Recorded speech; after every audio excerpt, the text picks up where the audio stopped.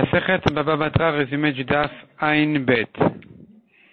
La Gemara avait ramené Rabbi Shimon de la Mishnah qui disait que celui qui a été Magdish un champ, celui qui dit sur son champ qu'il est Ekdesh, les arbres du champ sont Ekdesh en même temps que le champ, parce qu'ils grandissent de la terre du Ekdesh, mais les autres choses du champ, comme les pigeonniers, les puits, toutes ces choses-là ne sont pas Ekdesh. Et la Gemara voulait dire que Rabbi Shimon de la Mishnah, il pense comme Rabbi Akiva, qui dit il vend généreusement, il donne le Ekdesh généreusement, donc s'il était Magdish le champ, et que même s'il voulait se garder les arbres, en principe, il ne sait pas garder la terre des arbres, donc il se trouve que les arbres continuent à profiter du Ekdesh, c'est pour ça qu'eux-mêmes deviennent en même temps Ekdesh. Comme ça, on voulait dire, dans le DAF précédent, pour résoudre un problème, comment Ravuna disait que celui qui a vendu son champ, il s'est gardé ses arbres, il a le droit à la terre des arbres. Et donc on avait dit que pour Ravuna il pense comme les Chachamim qui ne vend pas généreusement, et Rabbi Shimon qui dit que la terre, elle est Ekdesh en même temps que les arbres, en même temps que le champ, il pense comme Rabbi Akiva qui dit, il vend généreusement, il donne généreusement au Ekdesh aussi.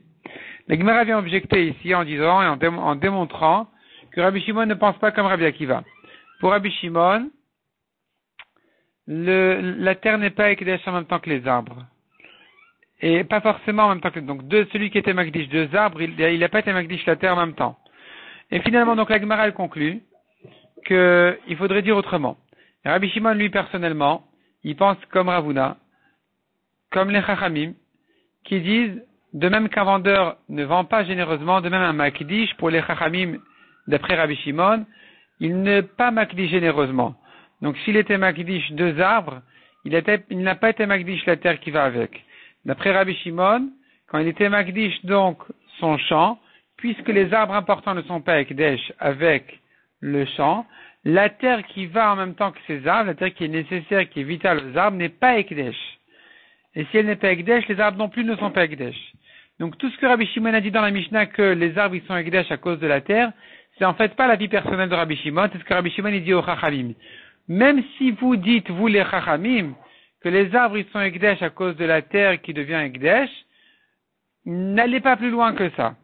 C'est-à-dire encore les arbres, je peux entendre que d'après vous c'est Ekdesh, pas comme moi qui pense, entre parenthèses comme Ravuna, que la terre n'est pas Ekdesh, les arbres non plus. Mais vous, encore, admettons, vous pensez que la terre elle est Ekdesh en même temps que les arbres, mais au moins les pigeonniers, les puits qui se trouvent dans le champ ne devraient pas être Ekdesh. Les Chachamim disent non. D'après nous, même malgré qu'un vendeur il vend le minimum, mais un Ekdesh il donne le maximum. Et donc non seulement les arbres ils sont Ekdesh, mais même les puits, les pigeonniers, tout ça c'est Ekdesh. Et donc finalement, il se trouve que Ravuna il pense comme Rabbi Shimon. La Gemara a fait une petite remarque encore, ou même une grande remarque. Rabbi Shimon, il se trouve en fait qui pense que quelqu'un qui a été Makdish des arbres, puis ensuite le terrain, quand il rachète les arbres en soi et le terrain en soi. Et les arbres ne sont pas inclus au prix fixé par la Torah sur les terrains, où la Torah avait fixé, une surface d'un cours se rachète pour 50 shkalim.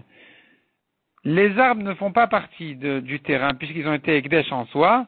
Donc s'il était de Magdish d'abord les arbres et ensuite le terrain, il rachète les arbres à leur prix, puis ensuite le terrain au prix fixé par la Torah. Et l'Agmar a posé une question là-dessus, mais pourquoi Rabbi Shimon ne devrait pas dire, Rabbi Shimon par ailleurs devrait dire, qu'on va selon, puisque tu interprètes de Braïta comme Rabbi Shimon, il devrait dire on va selon le moment du rachat. Or, au moment du rachat, tout est Ekdesh, donc il devrait tout racheter en un coup selon le prix fixé par la Torah et pas calculer les arbres en soi et le terrain en soi. La Gemara, en fait, elle se base sur une certaine Braïta. La Gemara dit non, tu as mal compris la Braïta. Rabbi Shimon n'a pas dit qu'il va selon le moment du rachat. Pour Rabbi Shimon, s'il était Magdish d'abord les arbres, ensuite la terre, le terrain, alors il pourrait calculer les arbres, le rachat des arbres en soi et le rachat du terrain en soi. Et on va pas, selon le moment du rachat, de dire de toute façon tout est Ekdesh, donc il a qu'à racheter tout en même temps. Rabbi Shimon ne pense pas comme ça. Simplement, par ailleurs, Rabbi Shimon aurait dit une halakha qui pourrait s'expliquer comme ça, ou autrement. Ne l'explique pas en disant que d'après Rabbi Shimon, on va selon le moment du rachat.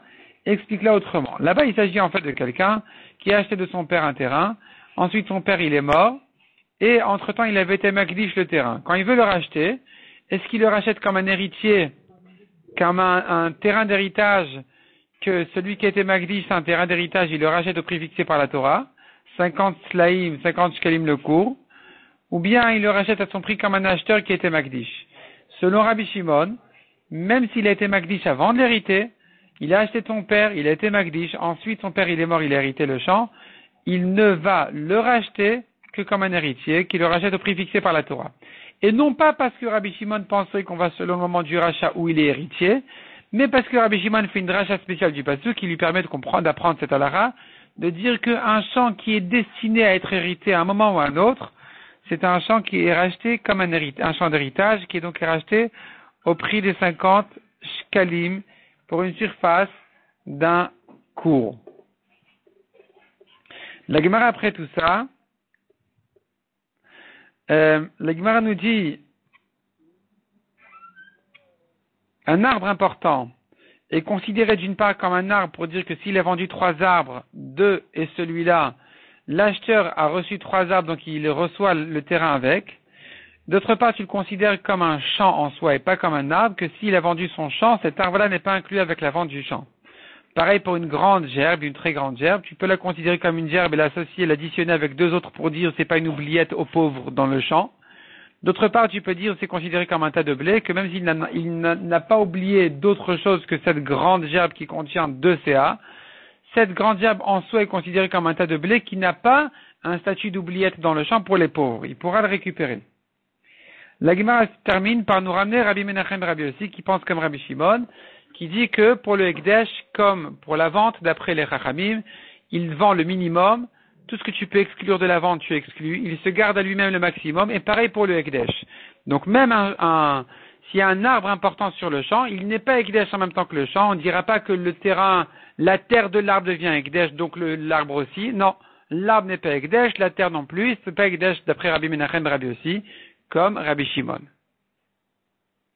Et pas comme les Chachamim de la Mishnah, ou Rabbi Akiva, qui pensent que concernant le Makdish, au moins, tout devient Ekdesh. En même temps que le champ, il y a le terrain qui devient Ekdesh, la terre de l'arbre, donc automatiquement l'arbre aussi est Ekdesh. Rabbi Shimon et Rabbi Menachem ne pensent pas comme ça, ils pensent que l'arbre n'est pas Ekdesh.